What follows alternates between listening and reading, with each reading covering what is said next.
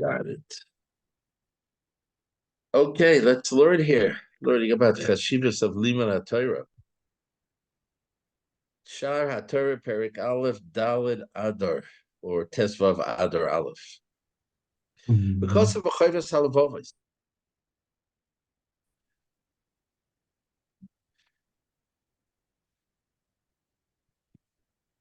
I think that's all up to. Yeah. Duroi La'adam Moshis El Libay. Person should take to heart. Ilu Higil is safe from Melech Basav Adam, right? Let's say you got a letter, you got a book, the king. King, what's his name? The king, the king now, Elizabeth's Charles. son. Charles the 16th, I'm or pretty whatever. sure. Yeah. Okay. Let's say he would send you a book that he wrote. And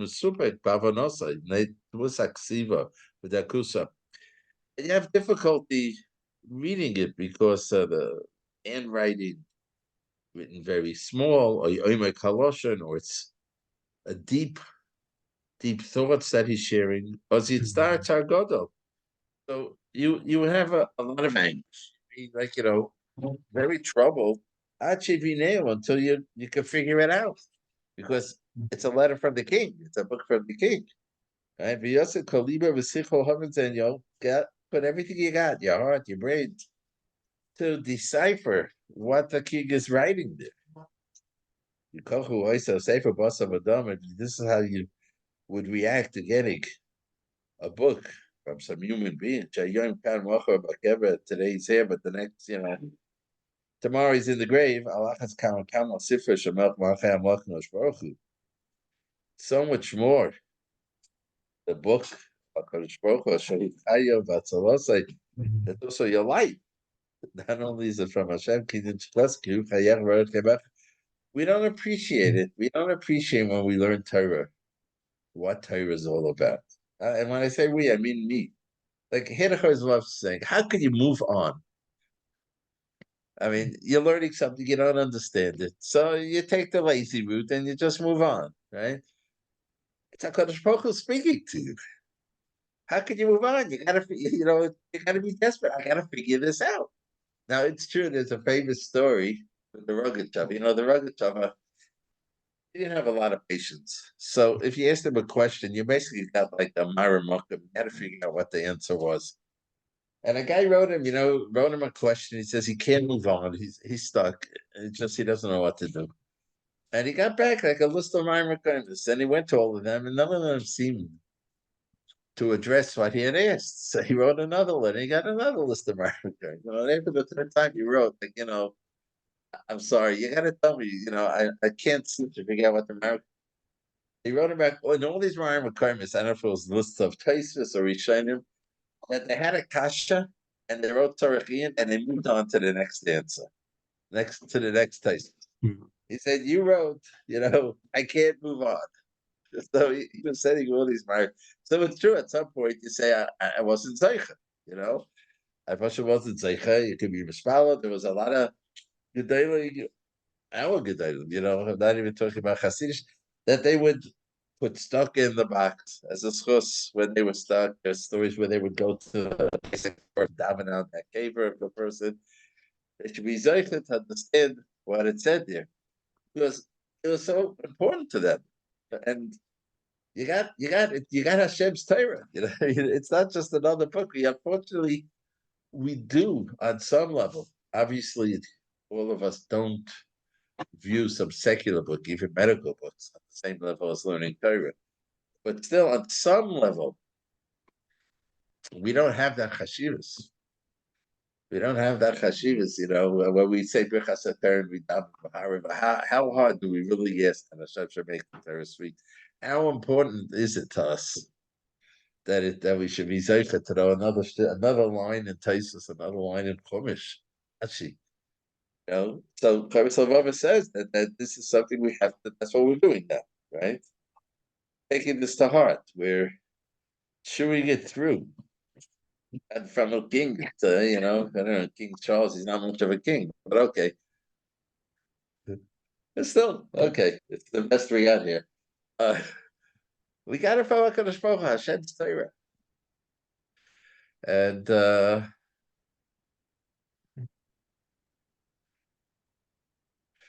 yeah, we have about Korah. Kriyas Torah is a little bit of a miniature Har Sinai. When on Shabbos, when you're late, he's laying the Torah. You're getting the Torah. And in my opinion, a lot of us affect because he goes a little too slow. If you watch it from the front, you see how he's living the words with his hands, he's like he's internalizing what he's laning. He's not just laning. He's a Zilberman. He knows it inside out. But you can see that he's concentrating what he's saying. It's more than just words. He's internalizing it. It's very sweet. So we have to internalize it. We do we just rattle it off. Once read a story about Ramesha Feinstein. I don't remember who it was. Like he was up. Where did he go to camp? One of the camps he used to spend the summer. Where? He probably went to Camp Staten Island. He went, I think I Staten don't Island remember who was it was. And someone heard him. Was walking by. He was sitting on the porch being Marva said it. I understand the Ramesha knew it by heart. You mm, know. And he just stopped. The person, I don't remember who it was. It was the Rosh Hashiva or something, just to listen how sweet, how he was doing Shnai Mikra, something that for him was like, to the extent that I once heard that he was learning in a room and he heard one of his sons make a mistake in Targum, like he read the word wrong, and like with one ear he corrected him, by heart that's not the way. And yet he was because by him it was so sweet. It's Torah, Now we're very hard patches. We're very hard patches now. The kahuna, we've done it already, and it's such technicalities, and you have to swim your way through what Rashi's describing how it was made, and either you remember from last year, so it's just like, come on, let's just do it again, or you didn't really understand it last year, you again don't understand it this year. Whatever level you're at, it's very hard to be able to open it up and like clear your mind and say, learning Dvar Hashem. I'm learning. This is what Hashem's words, Chumash, Rashi. You know, I'm learning. The Hasidim have a very sweet hug when they quote a Rashi that says "Zot Heilige Rashi, Rashi Hakodesh." Right? They always say that. There's a few people who have that at Orcha Chaim Hakodesh, the Alshach Hakodesh. There's a few people, but Rashi. That's how whenever they learn Rashi, Zot Rashi Hakodesh. To take that deep breath and make it. Wow, what a schus. What a schus. It's that. So Amish Apostle Ketira means that Hashem Hasira said those words, taught them to Moshe Rabbeinu. He didn't say it over the fireside. I'm sure brought it down afterwards, but Vaidam Hashem, five simple words, and here we're building the Mishkan, we're building the Beis Hamikdash, doing the Avodah. We're going to get to Vayichra soon. There we go again with these hard parshas. And interestingly enough, I mean, my experiences, some of my children had a Rebbe teaching them Vayikra, who him and his father had written a parish on Vayikra. It's a Cheder Rebbe, and they wrote, and my kids had such a geschmack in it, and I think it's because their Rebbe really, really knew it, and I think a lot of us, a little bit, it's a hard thing. So the Rebbe also a little bit just like, you know, whatever. Whatever it is, this is what Chaim was saying, right? That a person should take to heart what he has, what he's learning, what he's learning Torah. What is it? On top of that, he says it's also your life. He said, treat it that way, right? When you're learning, treat it that way. It's not just like, oh, I got to get through it. I need the V. And I still say the V. In America, we say a check. In England, they say you tick it off. Tick it. You tick. Right. Okay. I'm really good. I did Shaimek Targum. What'd you say Good from in that time. Ravan chapter, right? Someone said he already did Tosfos or something. Right. The Bacha said, I did it. Where did he get it? Where did he get it? Okay. V'nei Bavit said, "Nechshav kama b'nei Yadim." He says, in this Avera, it's calling it an Avera. Many people stumble. Shaholchi b'chol mamatze korech lahashim chukim avonos chukim melchos v'adam. Let's say they're lawyers, right? They put everything they got in to understand the laws of the country. But when it comes to Hashem's law book, so to speak, they're lazy. Oh boy, this is such powerful Muslim. Like, you know what I mean? We finish Shulchan Aruch, did we? This is all Hashem's law books, you know? Why aren't we learning them? It's a Daimel Mashal Demar boy, Pasuk in Daniel. Okay? As we know, Daniel, part of it's written in Aramaic. Let's read it that way, and then we'll look at the Hebrew translation.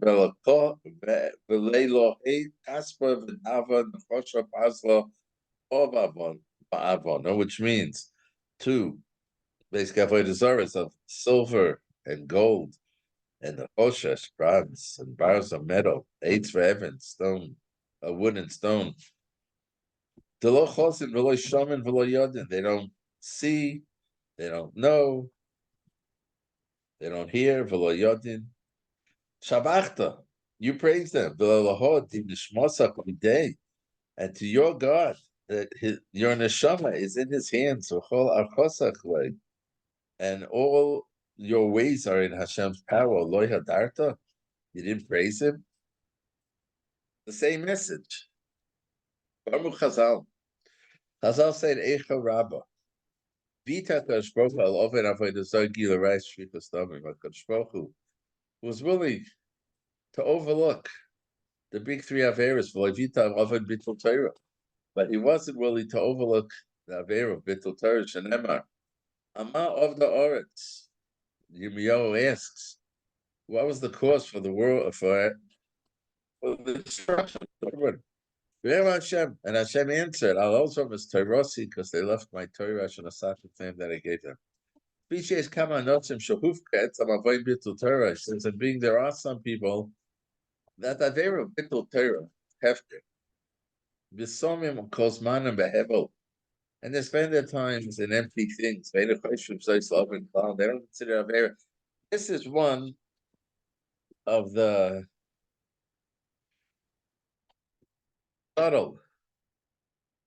subtle, I don't know if the word is messages that we take in from our Western culture.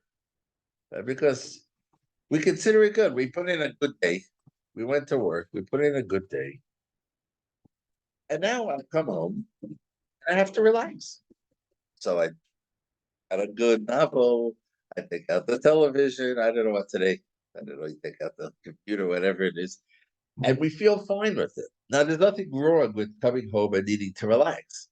But the idea that now I'm off for the rest of the evening is something that flipped into our conscience on some level.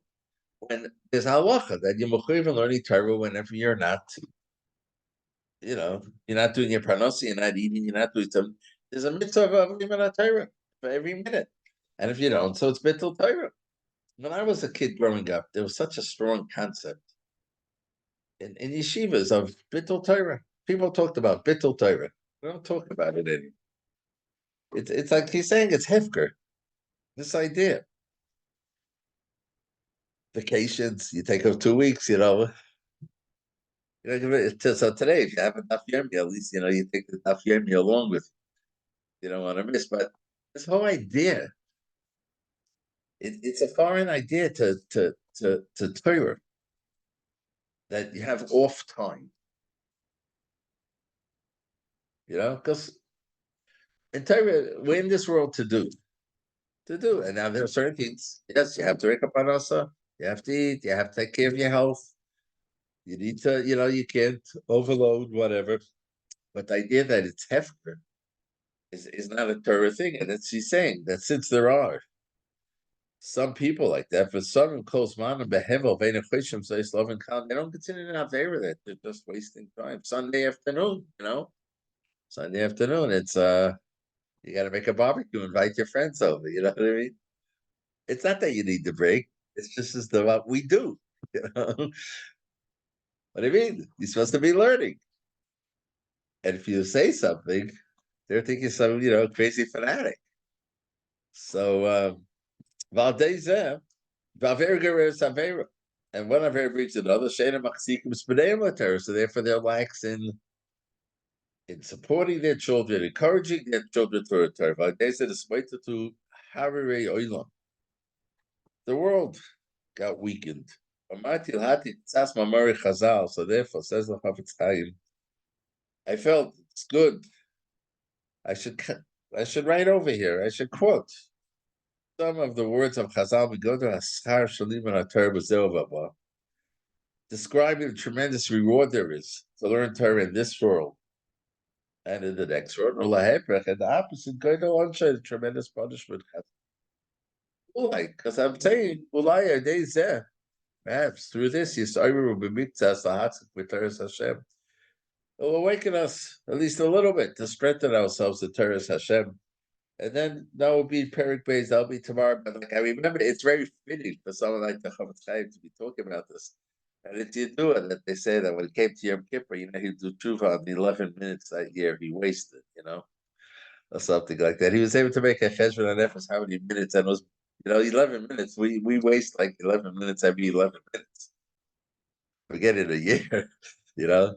So he took this very seriously in Avera Bittul Torah. Every minute was accounted for. There was none of that stuff. Okay.